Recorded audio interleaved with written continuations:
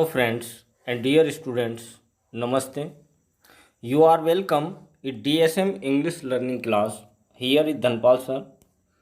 आज हम class 12th journal English का चैप्टर 2 पढ़ेंगे। चैप्टर को शुरू करने से पहले इसकी कुछ ग्लोसरी दी गई है, तो आप ग्लोसरी को पढ़िए और ध्यान रहे स्टूडेंट्स कि आप पुस्तक को साथ में रखें। जो भी डिफ़िकल्ट वर्ड्स रहें उनको आप पेंसिल से बुक के अंदर नोट कर लें।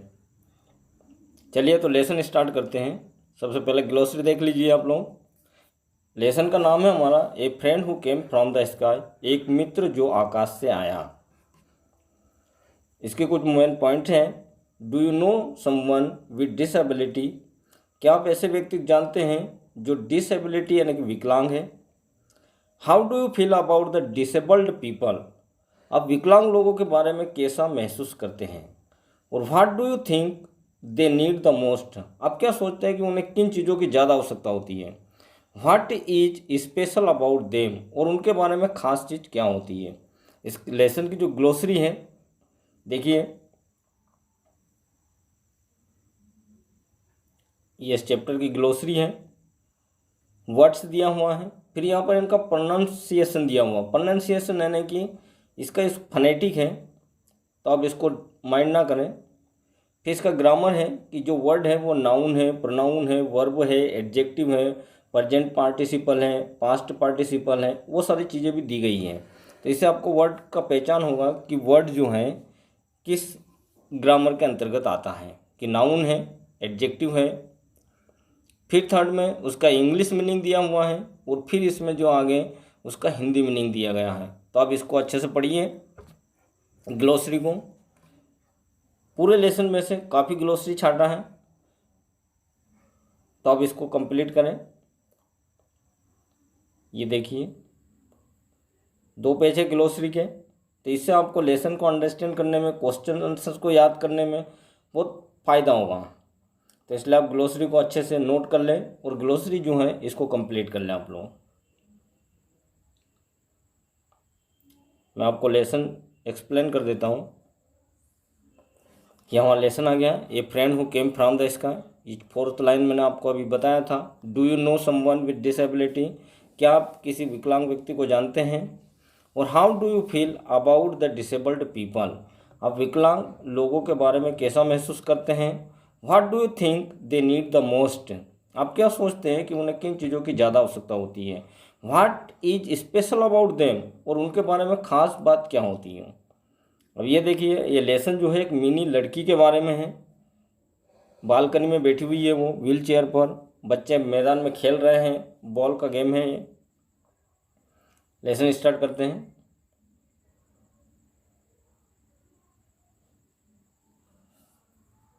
हाँ देखिए, it was one of those days in March, यहाँ मार्च के उन दिनों में से ही एक दिन था।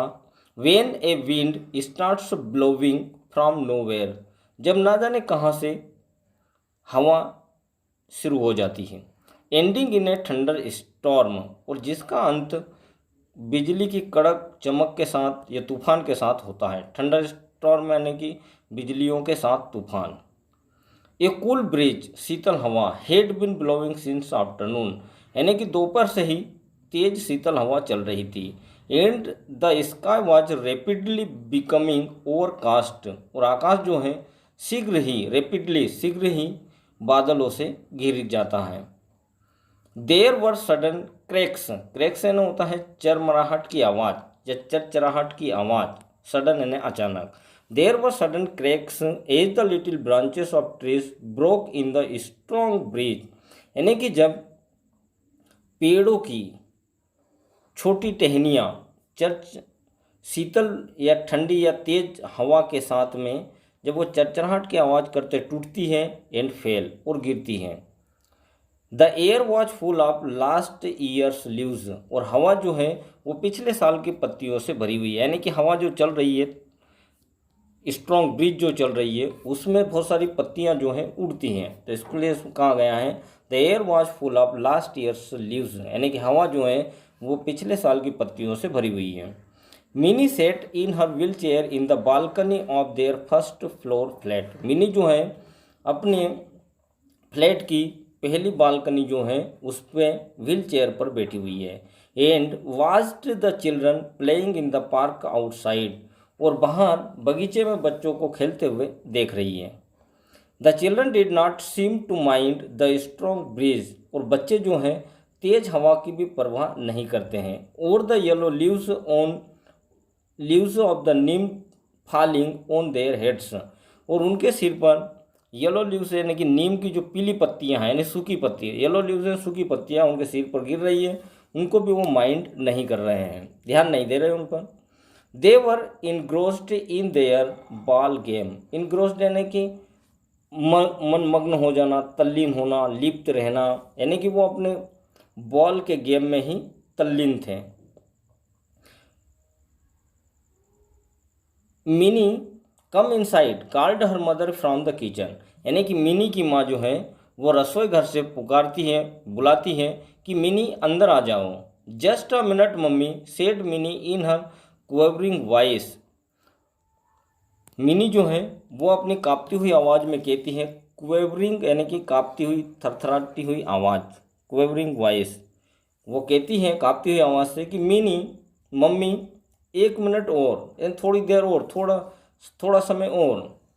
स्ट्रेनिंग फॉरवर्ड, स्ट्रेन फॉरवर्ड यानी होता है ताकत लगाकर आगे झुकना, स्ट्रेन फॉरवर्ड ताकत लगाकर आगे झुकना।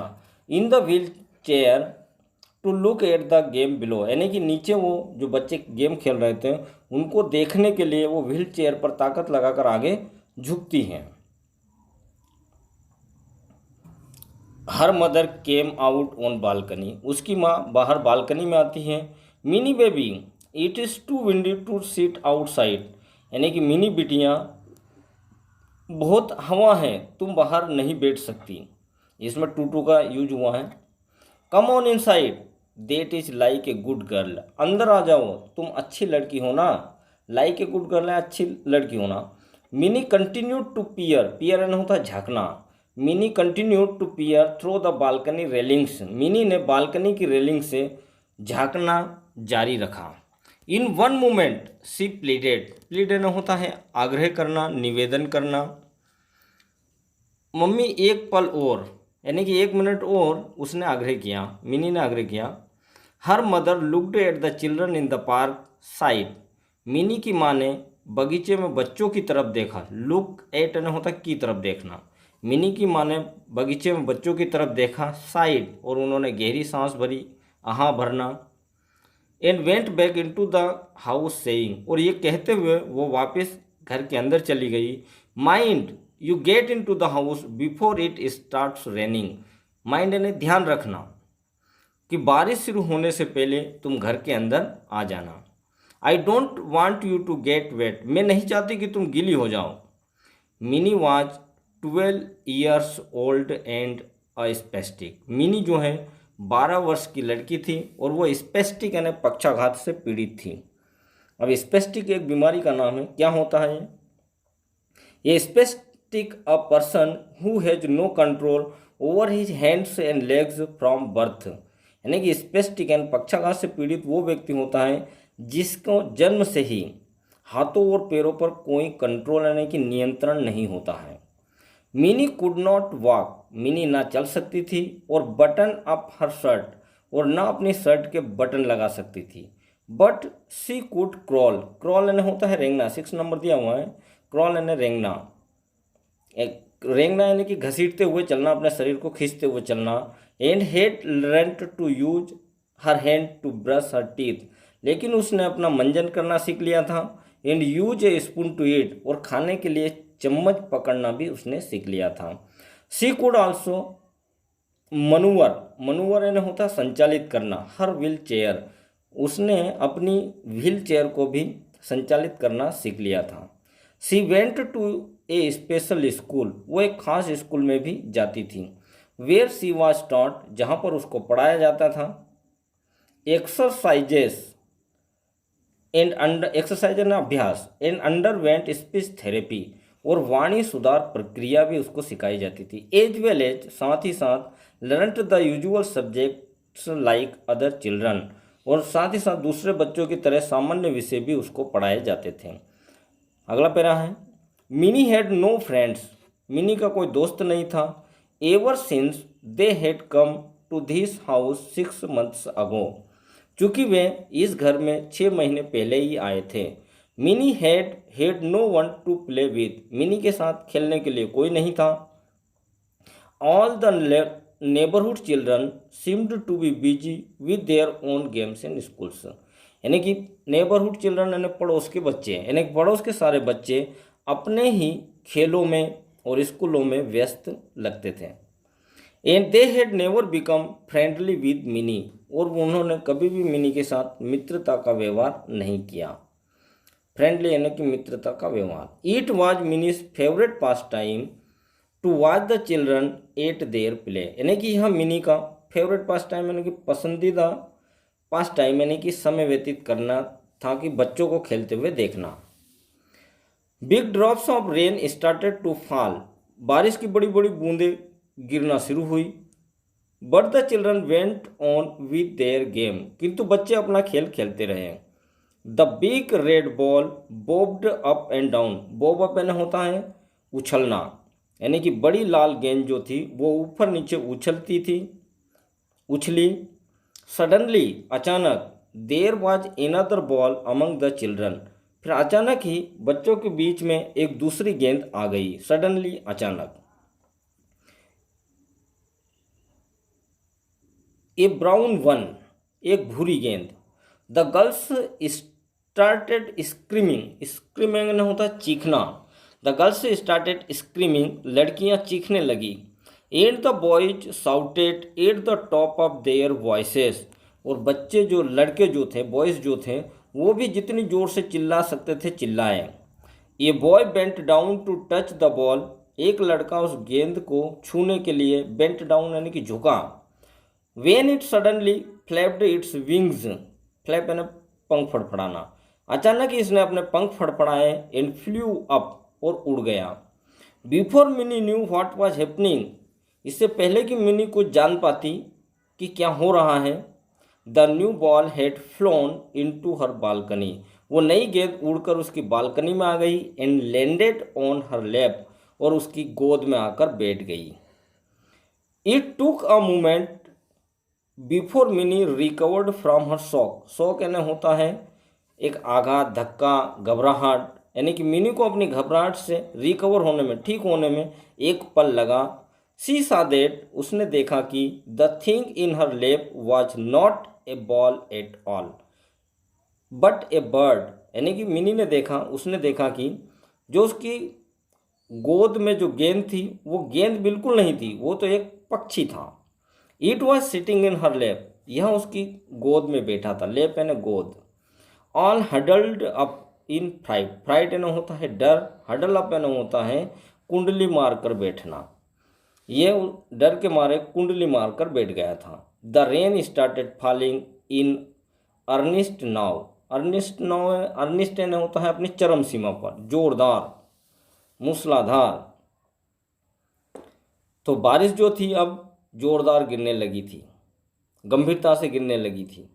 Mini shouted her mother as she came out to wheel the girl in, यानी कि मिनी की माँ जो है वो चिल्लाई कि मिनी, मिनी करके वो चिल्लाई जब वो लड़की को व्हील चेयर पर लेने के लिए, यानी कि व्हील चेयर जो बालकनी में थे उसको घर के अंदर लाने के लिए जब वो बाहर आई तो वो जोर से चिल्लाई कि मिनी व्हाट इज दिस, ये क्या है। She cried starlet when she saw the bird, starlet न होता है आश्चर्यचकित हो जाना, यानी कि वो आश्चर्य करते हुए चिल्लाई जब उन्होंने उस पक्षी को देखा। शी क्राइड, वो चिल्लाई। स्टारलेट, आश्चर्यचकित होकर। When she saw the bird, जब उन्होंने उस पक्षी को देखा। Mummy it is a duck, mummy यहाँ एक बदक है। ही केम फ्रॉम द स्काई, ये आकाश से आया है। मिनी विस्पर्ड, मिनी ने धीरे से कहा, मिनी ने धीरे से कहा कि मम्मी ये बदक है और आकाश से आया है। The bird was indeed a duck a shoveler, यानी कि वो पक्षी वास्तव में, इंडीड न होता वास्तव में, एक बदक था, ए शावेलर प्रजाति का। A yearly visitor to India from the cold north, यानी कि जो प्रतिवर्ष या हर वर्ष ठंडे उत्तर से भारत में घूमने के लिए आते हैं।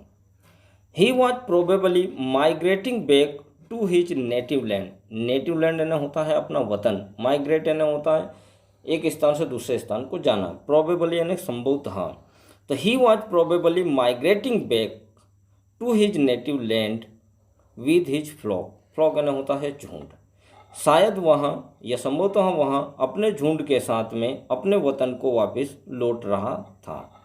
When he must have lost his way in the strong current of wind, यानी कि उसने तेज हवा के झोंके में, स्ट्रॉन्ग करंट ऑफ विंड, तेज हवा के झोंके में अपने रास्ते को खो दिया। लॉस्ट हिज वे, अपने रास्ते को खोना, अपना रास्ता भटकना। दैट वाज ब्लोइंग, जो हवा बह रही थी। In his frantic effort to rejoin his mates, mates यानी कि साथी, रीजॉइन यानी कि दोबारा मिलना। फ्रेंटिक एफर्ट्स, जोरदार कोशिश या भरसक प्रयास, यानी कि अपने साथियों से दोबारा मिलने की जोरदार कोशिश में। He had hurt himself on his wings. Hurt यानी घायल करना, उसने अपने पंखों को घायल करना, यानी कि अपने दोस्तों से दोबारा मिलने के जोरदार कोशिश में उसने अपने पंखों को घायल कर लिया करंट विंड में। तो ये हमारा लेसन कंप्लीट नहीं हुआ है, यानी कि वीडियो जो है काफ़ी लेंथी हो जाएगा, इसलिए इसको 2 भागों में डिवाइड किया है। तो अगला वीडियो में इसका जो रिमेन जो पार्ट है वो अगले वीडियो में हम देखेंगे। तो स्टूडेंट्स, आपको ये वीडियो पसंद आया है तो इसको लाइक, शेयर और सब्सक्राइब करना ना भूलें। Thank you.